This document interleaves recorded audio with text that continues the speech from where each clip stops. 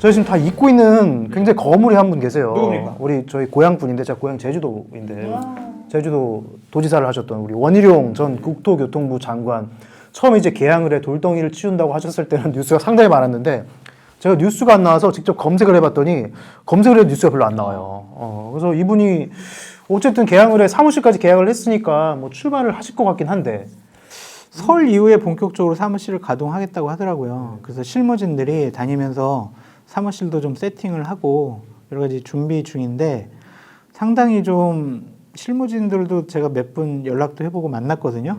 사실 이 녹화 시점에 점심도 그쪽에 관련된 분하고 점심을 먹고 왔어요. 그래서 좀 어떠냐 그랬더니 이게 우리는 원희룡 장관을 대권 후보로 생각을 하고 그 큰 정치 하는데 좀 의기투합을 했는데 이제 지역구에서 한 지역에 선거를 해야 되니까 자기네들도 참 이거 어떻게 해야 되나라고 고민이 많다고 그러더라고요.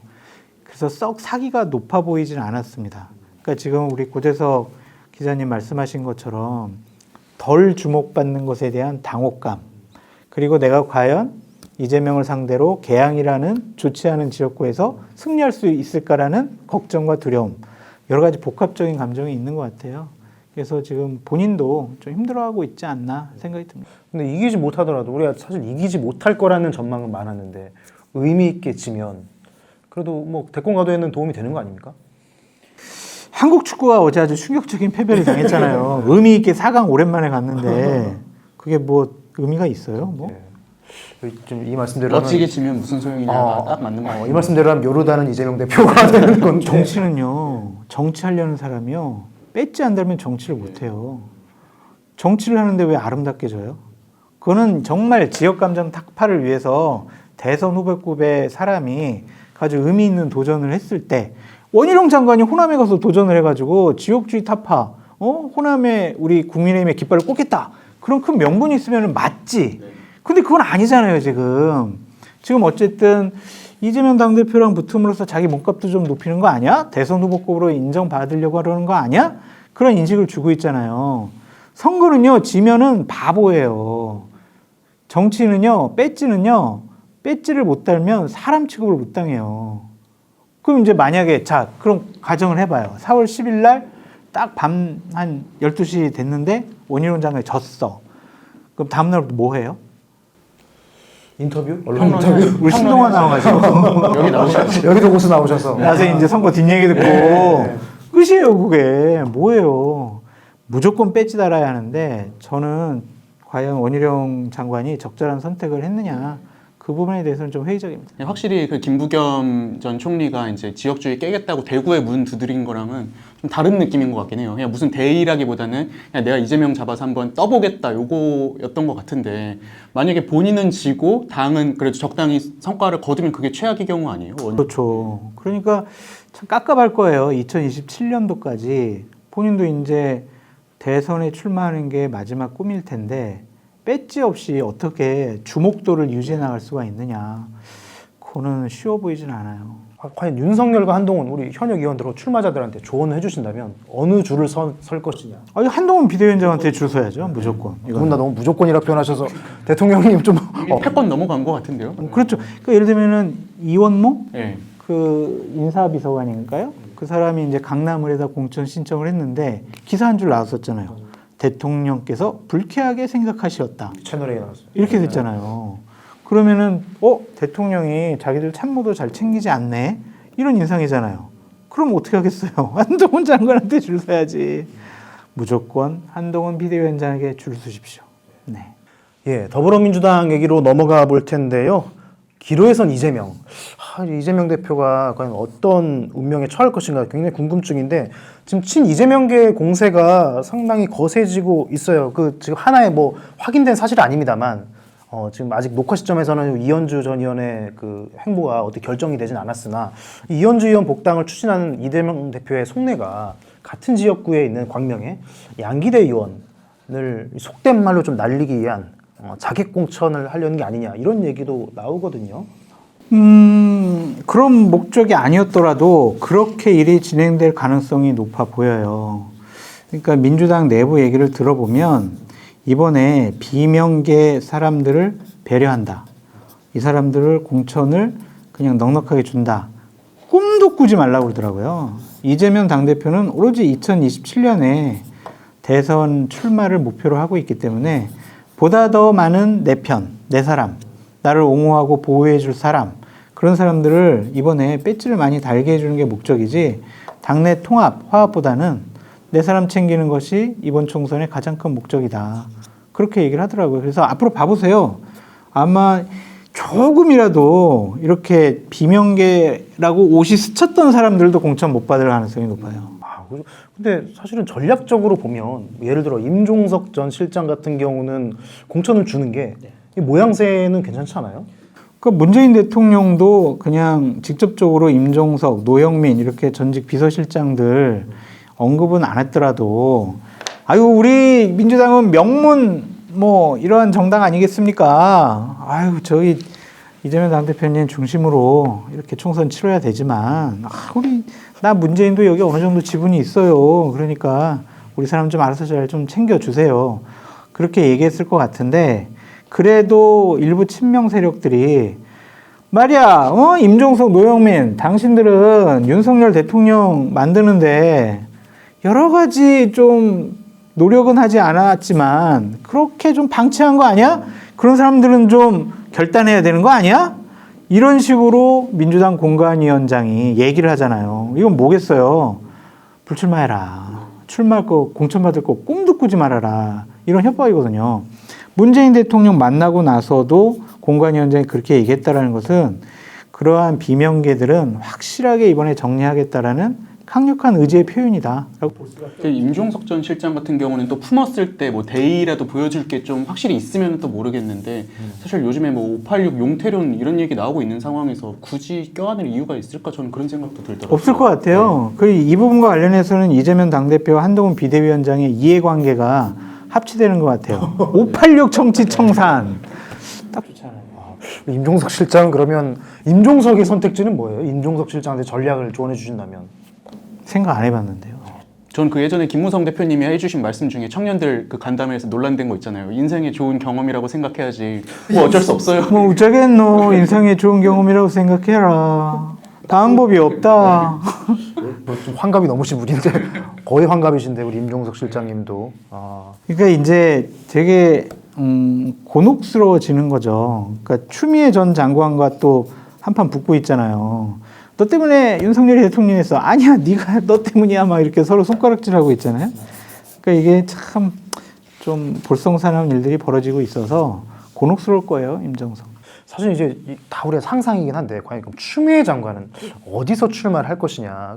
너무 이제 기사가 많아요. 뭐 나경원 의원이랑 붙는다. 아니면 뭐 또 이제 그대로 이제 광진 을에 나간다 등등. 추미애 장관은 공천을 안 줄 가능성이 높다라고 좀 생각이 듭니다. 그러니까 정성호 의원이 한 인터뷰에서 얘기를 했는데 좀 뭐 민주당이 국민의 선택을 받는데 여러 가지 좀 안 좋은 이미지를 줄 만한 분들은 알아서 좀 결심을 해주시는 것이 좋지 않겠냐 이런 식으로 얘기를 했거든요. 그런 사람들이 누구겠어요? 예를 들면 조국이라든지 송영길, 추미애 뭐 이런 분들 대상이 아니겠어요? 그래서 아마 이럴 정도로 점잖게 얘기한 것은 어쨌든 뒤에서는 왜 자꾸 저렇게 질척거리죠? 저기 공관위원장님 저 공천 그냥 검토 컷오프 시키세요. 그냥 검토도 하지 마세요. 이런 사인이라고 봐요. 근데 지금 연합위성정당이 되면 뭐 이른바 조국당도 나온다. 송영길 옥중당도 나온다. 그리고 거기에 더불어서 지금 용해인 의원이 또 이제 무슨 새진보 연합인가요? 그걸 만들어서 다 지분 요구하는 거 아닌가요? 다 하려고 할 것 같아요. 근데 이 연합비례정당의 가장 큰 관전 포인트는 녹색정의당의 합류 여부라고 보여집니다. 그러니까 내부적으로는 지금 긴밀하게 얘기를 하고 있고 녹색정의당이 구체적으로 민주당에 A, B, C 안을 제시를 해서 여러 가지 거래를 하고 있다. 근데 지금 방송하기 직전에도 그 관련된 정보를 받아봤는데 상당히 무리한 요구인 것 같더라고요. 그 지랄 씨 말씀하신 게 저도 봤는데. 네네네. 그래서 그런 것들을 민주당이 얼마나 받아들일까라는 생각이 드는데 심상정 정의당 전 대표가 급한 것 같아요, 마음이. 그러니까 본인 지역구에서 예전처럼 뭐 좀 열광적인 지지가 나오질 않는 것 같아요. 그래서 예를 들면 녹색정의당 같은 경우에는 몇몇 지역구의 민주당 후보 무공천, 그리고 비례대표 몇 석, 이렇게 우리에게 주면 우리도 야권 비례연합에 참여를 하고 2027년에 심상정 의원은 대선 출마하지 않겠다라고 도장을 찍을 것 같아요. 왜냐하면 심상정 전 대표 같은 경우엔 출마하면 2, 3%는 나오잖아요. 이거는 당락을 가를 수 있는 중요한 표라고 생각이 들거든요. 그럼 민주당으로서는 2027년 대선 경쟁자를 없앤다라는 차원에서라도 뭐 비례 몇 석, 그다음 뭐 지역구 한 두세 석 줄 수 있는 거죠. 훨씬 남는 장사죠. 양측 간의 이해가 합치될 것 같기 때문에 저는 녹색정의당이 야권 통합 비례 정당에 참여할 가능성이 높다라고 전망해 봅니다. 이재명 대표는 지금 총선 구도가 윤석열 대 이재명이 돼야 좋은 거잖아요. 근데 지금 그러니까 한동훈 대 이재명이 되는 모양새가 좀 있거든요. 그럼 이재명 대표 입장에서 이게 얻을 게 없는 구도 아닙니까?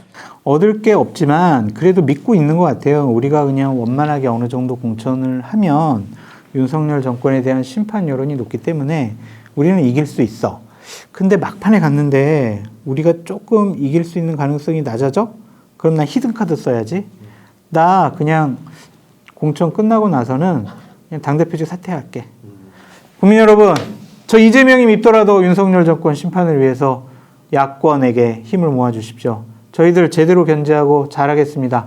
국민 민심, 국민의 뜻, 국민과 언제나 함께하겠습니다. 그렇게 하면서 저는 이제 당대표직 그만두고 그냥 밑에서 우리 당 후보들 선거 승리를 위해서 더 많은 노력을 하겠습니다. 저희 나머지 선거는 선대위원장 비롯한 여러 당 지도부에서 해주십시오. 저는 물러가겠습니다. 눈물 찍. 이래봐. 이러면은요, 이재명 미워가지고, 나 민주당 후보 안 찍을래라고 하더라도 그 상대방이 대상자가 사라졌기 때문에 총선의 가장 큰 마지막 변수 중에 하나다라고 전 말씀드려요. 저도 하나 그냥 궁금한 거 여쭤보고 싶은 게요. 2016년 총선 같은 경우에 새누리당이 내부의 그 공천 잡음 때문에 사실 좀 많이 손해를 보는 막장 경우잖아요. 공천. 예. 근데 이제 보통 보면은 공천을 깔끔하게 하는 쪽이 그래도 선거를 좀 무난히 치르는 경향이 있는 것 같은데, 그럼 차라리 한 계파가 야 그냥 우리 이번 선거는 그냥 우리들 위주로 할게 이러고 그냥 자기네들이 그냥 장악을 해버리고 깔끔하게 공천을 하는 거랑, 그래도 어느 한쪽이 완전히 먹어서는 안 되지, 뭐 경선도 하고 잡음 있더라도 좀 배려 좀 하자, 이렇게 가는데 좀 시끄러운 쪽이랑 어디가 조금 더 선거에선 유리하다고 생각하세요? 두 번째가 좋아요. 그러니까 뭐 어느 한쪽이 뭐 다 차지하고 자기네들 욕심대로 자기들 사람들 다 공천 주면은 국민들이 당연히 저 뭐 하는 거야 정말, 저 사람들도 그냥 자기들 기득권 놓치지 않으려고 정말 여러 가지 노력을 하는구나, 몸부림치는구나, 그렇게 평가할 거 아니에요. 그거보다는 좀 더 포용적으로 비명계 인사들도 좀 이렇게 배려해주고 통합하는 모습 보이는 게 좋죠. 2016년에 그렇게 못해가지고 여당이 패배한 거 아니겠어요? 박근혜 대통령은 우리 인터뷰 때처럼 그냥 뭐 우리가 총선 다수당 안 되더라도 그냥 내 말 잘 듣는 8, 90명만 있으면은 나는 국정 운영할 수 있어. 그런 생각한 거 아니에요. 그래서 안 돼요. 총선도 지고 국정 운영도 못 해요. 그리고 야당 당대표로서도 총선에서 어느 정도 의미 있게 이기지 않으면 당대표직 유지도 못 하고요. 2027년 대선도 못 가요. 평가가 된 거잖아요. 당신 얼굴로 총선 치러봤더니 우리가 이거 총선에서 이 정도밖에 못 이겼다. 이렇게 되면은요, 확 빠져요, 이제. 2016년 얘기를 하니까 갑자기 궁금한 게, 요새 박근혜 대통령 회고록 출판 기념 행사가 있었잖아요. 근데 뭐 거기 이제 우리 과거의 친박들이 우르르 가셨는데, 보도된 걸 보니까 이제 거기서도 다시 한번 유승민 전 대표에 대해서 좀 부정적으로 좀 이렇게 많이 기록을 하신 것 같더라고요. 이번에 굉장히 뒤끝이 길어서 그러신 건가? 뒤끝이 많이 있는 것 같아요. 우리 유승민 전 대표에 대한 분노가 심한 것 같은데. 10년이 거의 다 지났는데. 저는 박근혜 전 대통령이 상당히 부적절하고 잘못된 행동을 하고 있다라고 말씀을 드려요. 어느 전직 대통령이 총선을 2달 앞두고 저렇게 출판 기념을 하면서 정치적인 메시지와 행보를 했던 그런 사람이 누가 있겠냐고요. 지금 만약 문재인 대통령이 출판 기념회를 하면서 야권의 인사들 막 모가지고 으쌰으쌰하고 막 정치적인 메시지 내봐. 그거 가만두겠냐고요. 그래서 상당히 부적절하고 잘못된 행위를 했는데, 결국엔 저런 행위를 하는 거는 유영하 변호사 공천 주라고. 유영하 변호사 왜 공천 안 줘? 공천 줘! 안 그럼 내가 가만히 안 있을 거야. 그러한 강력한 의지의 표현이다. 근데 유영하라는 인물이 국회에 들어갔을 때 뭐 그런 고마움, 인간적인 고마움을 떠나서 박 대통령 입장에서는 어떤 효과가 있는 거죠? 아니 좋아하는 것 같아요, 그냥 정말로 정말 인간적인 이유에서 인간적으로 좋아해서 그런 것 같아요, 진짜 아니, 좀. 본인이 어떤 메신저를 하나 있었으면 좋겠다. 그걸 넘어선 것 같아요. 왜냐면 2016년에도 막장 공천의 시발점은 유영하였어요. 유영하 변호사가 막 송파 다니면서 에이씨 뭐 여기는 뭐 공천 볼 것도 없이 그냥 내가 여기 공천 다 받았으니까 제사들 밑으로 다 줄 서. 그러고 얘기를 하고 다녔거든요. 그 얘기를 듣고 제가 당시 김무성 대표한테 유영하 변호사가 이런 식으로 얘기하고 다닌답니다. 그랬더니 부대가 딱 한마디 했어요. 공천 뚝 떨어져 버려. 절대로 유영하 공천 안 줬어요. 유영하만큼은 절대로 공천 주지 않겠다라고 했어요. 그래가지고 그냥 그때부터 박근혜랑 막 싸운 거예요. 치고받고. 자, 그래서 여기까지 우리 더불어민주당 얘기를 하다가 갑자기 네. 박근혜 얘기로 마무리를 했고요.